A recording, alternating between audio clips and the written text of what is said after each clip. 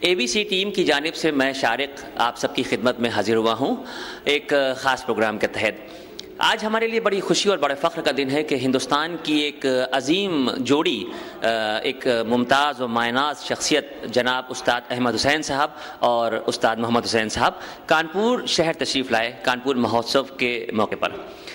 یہ ہماری خوش قسمتی ہے کہ اے بی سی کی اس ٹیم کے ساتھ چند لمحہ بات کرنے کا انہوں نے ہمیں وقت دیا، اور چونکہ ہندوستان اور دنیا بھر میں احمد حسین صاحب اور محمد حسین صاحب کے چاہنے والے موجود ہیں، آج یہ شخصیت اگر ہمارے کانپور شہر تشریف لائے ہیں تو ہم چاہیں گے کہ اپنے اس چینل کے ذریعے ان کے تمام چاہنے والے اور سننے والوں کو چند لمحوں کے لیے ان سے روبرو کرائیں۔ کچھ سوالات ہم آپ لوگوں کی طرف سے احمد حسین صاحب اور محمد حسین صاحب سے کرتے ہیں اور انشاءاللہ ان سے ان کی تفصیلی معلومات۔ میں شروعات کرتا ہوں ان دونوں عظیم شخصیتوں سے جو ہمارے بزرگ بھی ہیں اور قابل احترام ہیں۔ استاد احمد حسین صاحب اور محمد حسین صاحب سے میں پہلا سوال یہ پوچھنا چاہوں گا۔ استاد، میں الفاظ نہیں ہے میرے پاس کہ کس طرح سے میں گفتگو کروں آپ سے۔ آپ جیسی شخصیتیں جو دنیا بھر میں مشہور ہوں، دنیا میں آپ کے چاہنے والے ہوں، ظاہر ہے کانپور میں بھی کافی آپ کے چاہنے والے ہیں، تو آپ کچھ اپنے بارے میں، اپنی شروعات کے بارے میں بتائیں کہ کب سے آپ نے یہ غزل گائکی شروع کی اور کتنا عرصہ ہوا اس کا؟ سب سے پہلے تو ہمارے سامعین کو، شائقینوں کو، جتنے ادب نواز، جتنے ہمارے موسیقی کے قدردان اور کرنے والے ہیں، ان کو ہمارا سلام، آداب۔ اب جیسا کہ آپ نے فرمایا، اصل میں کیا ہے کہ ہمارا تعلق جو ہے وہ جے پور گھرانے سے ہے، تو اللہ کا ایسا احسان ہے، جیسے آپ نے دیکھا ہوگا دریا میں یا سمندر میں مچھلیاں بچے دیتی ہیں اور وہ تیرنے لگ جاتے ہیں، تو یہ نظام قدرت ہے۔ اسی طرح خاندانیت میں ایک چیز ہوتی ہے کہ ایک تو اللہ کی دین ہوتی ہے سب سے پہلے، اس کے بعد آپ دیکھیں تو خون میں وہ چیز اللہ تعالیٰ دیتا ہے، پھر وہ ماحول ہوتا ہے، تو سب کچھ ملا کے اللہ کا اتنا بڑا کرم ہوتا ہے کہ ہمارا اگر چھوٹا بچہ بھی ہوگا تو آپ کو اس سر میں یوں ملے گا کہ اس کے کانوں میں وہ چیزیں پڑتی ہی رہتی ہیں اللہ کی طرف سے، یہ سر ہیں، یہ شاعری ہے، تو اس کا بڑا احسان ہے۔ دوسرا یہ ہے کہ ہماری جو تعلیم ہے، چونکہ بچپن سے ہی موسیقی کی تعلیم حاصل کی، اور ہمارے والد محترم مرحوم استاد افضل حسین خان صاحب جے پور والے، ان سے کلاسیکی موسیقی کے ساتھ ساتھ، چونکہ ہم 5 اور 7 سال کی عمر سے ہی شروع ہو گئے تھے، اور وہ تعلیم لینے کے ساتھ ساتھ والد صاحب نے ایک سجیشن دیا ہمیں کہ میں سمجھتا ہوں کہ کلاسیکی موسیقی سیکھ ضرور لو، گانا بھی، لیکن لائٹ میوزک میں دونوں بھائی مل کر ایک جوڑی قائم کرو گے تو آپ کا نام ہوگا، کیونکہ وہ ایک نیا فن ہوگا۔ آپ کی بات سے یہ دوسرا سوال اپنے آپ پیدا ہوا۔ میرے خیال سے ابھی تک غزل کی دنیا میں جو کچھ بھی ہم لوگوں نے دیکھا ہے تو اس میں میل اور فیمیل سنگر کو ایک ساتھ سنا۔ میرے خیال سے یہ ہندوستان کی واحد ایسی جوڑی ہوگی جو سگے بھائی ہوں، اور جہاں تک میں نے سنا ہے آپ کو، محمد بھائی آپ بتائیے کہ جہاں تک میں نے محسوس کیا کہ آپ ایک ہی غزل کو ایک اسٹیج پہ الگ الگ سر میں گاتے ہیں، وہ شاید اس کا کچھ ایک خاص نام ہوتا ہے، وہ ہمارے سامعین کو بتائیں آپ۔ تو پہلے تو میں یہ عرض کروں گا کہ بچپن میں ہم لوگوں نے پہلا پروگرام 1959 میں بچوں کے پروگرام میں آل انڈیا ریڈیو جے پور سے دیا ہے، جب 5 روپے کیش ملا کرتے، 5 روپے۔ جی ہاں، اب جو آپ نے بتایا کہ ہم لوگوں نے غزل میں، کیونکہ کلاسیکل موسیقی کی تعلیم تو ہم نے اپنے والد محترم سے لی، لیکن ہمیں شوق ویسٹرن کا بھی تھا، کیونکہ بڑے خان صاحب نے کہا ہے، بڑے غلام علی خان نے، کہ کوئی بھی علم آپ اچھا ہو تو اسے اپنائیے، تو ہم نے اس کی کارڈ سسٹم کو انڈین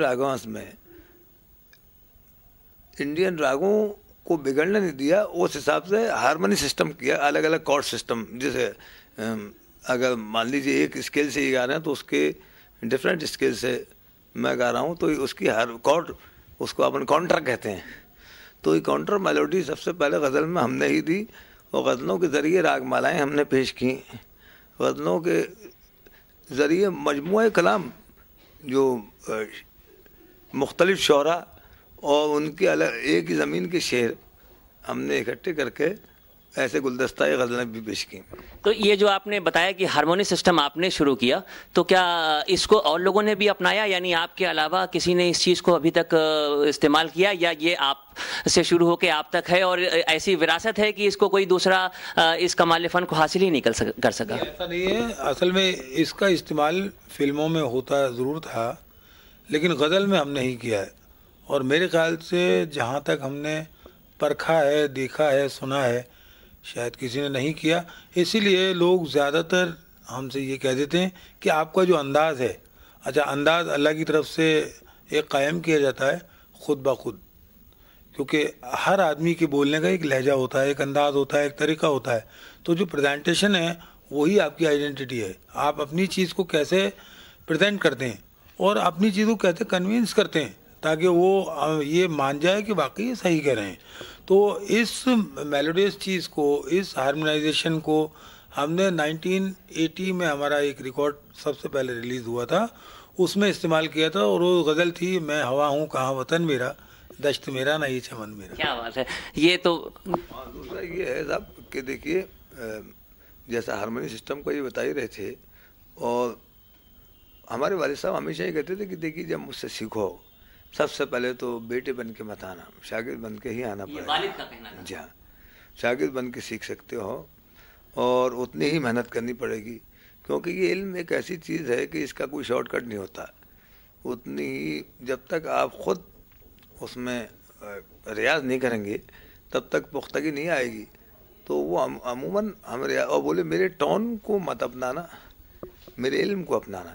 خدا کی طرف سے جو آپ کو ایک آواز ملی ہے وہ اپنا انداز، اسی میں اپنے اپنے طریقے سے گانا، تو اس سے آپ کی ایک پہچان بنے گی. اور مان لیجیے کچھ لوگ کیا ہوتا ہے، ایک وہ ہیں کہ جو ماحول میں ڈھل جاتے ہیں، ایک وہ ہیں کہ جو ماحول بدل دیتے ہیں. ماحول بدلنے میں وقت لگتا ہے، تو اس لیے آپ ریاض کرے جائیے اور ہر حال میں اللہ سے مدد مانگیے. دوسرا ساتھ ساتھ یہ بھی ایک ہمیں نصیحت دے دی کہ بیٹے جب بھی گاؤ تو اسٹوڈنٹ بن کے کام کرنا، ٹیچر بن کے کام نہیں کرنا. کانپور کے جو آپ کے چاہنے والے ہیں جنہوں نے آج اس طریقے سے روبرو آپ سے سنا، آپ ہمارے کانپور شہر کے لیے اگر کچھ گنگنا کے کہہ دیں تو میرے خیال سے یہ میرے لیے باعث فخر ہوگا. حالانکہ یہ غیر مناسب بات ہے، لیکن میرا دل رکھنے کے لیے اگر آپ کچھ جو آپ کی پسندیدہ غزل ہو ایک لائن اس کی گنگنا دیں. یوں تو ہندوستان میں ہمارے بہت سارے شاگردان ہیں، مثلا جیسے جن شاگردوں سے ہمیں امیدیں ہیں، محمد وکیل کو تو سبھی لوگ جانتے ہیں، ہمارا بھانجا بھی ہے شاگرد، میرے بھتیجے جاوید حسین، معظم حسین جو استاد احمد حسین صاحب کے بیٹے ہیں، میرا بیٹا عمران حسین، اور یہاں ڈی ایم ڈاکٹر ہریوم صاحب بہت اچھا گاتے ہیں. تو انہوں نے آج آپ لوگوں سے روبرو کرایا، تو سب سے پہلے تو ہم ان کے ممنون و مشکور ہیں. تو اب یہ میں ہوا ہوں کہاں وطن میرا، میں ہوا ہوں کہاں وطن میرا، میں ہوا ہوں کہاں وطن میرا، دشت میرا یہ چمن میرا، میں ہوا ہوں کہاں وطن میرا. کانپور کے سامعین کے لیے تو ہم یہی کہنا چاہیں گے آپ سے کہ کانپور میں ہم پہلی بار تو آئے نہیں ہیں، وقتاً فوقتاً ہم حاضر ہوتے رہے ہیں، اپنی غزلوں کی حاضری دیتے رہے ہیں. آج بھی ہم جو ہماری شام ہے اس میں چند غزلیں پیش کریں گے حاضری کے طور پر، اور ہمیں امید نہیں، پوری امید ہے کہ ہمیں سب دعائیں دیں گے انشاءاللہ. بہت بہت شکریہ اے بی سی کی جانب. ہمارے اے بی سی چینل کے لیے دو لفظ آپ. دیکھیے ویسے تو یہ الفابیٹیکل ہے ABC، لیکن میرے ذہن نے تھوڑا سا کام کیا ہے دعاؤں کے طور پہ کہ اللہ برکت کرے، اللہ برکت کرے، ABC چاہے کرے کچھ بھی سمجھیں. تو ہماری یہ دعائیں ہیں اللہ کے کرم سے کہ یہ چینل پوری دنیا پہ چھا جائے.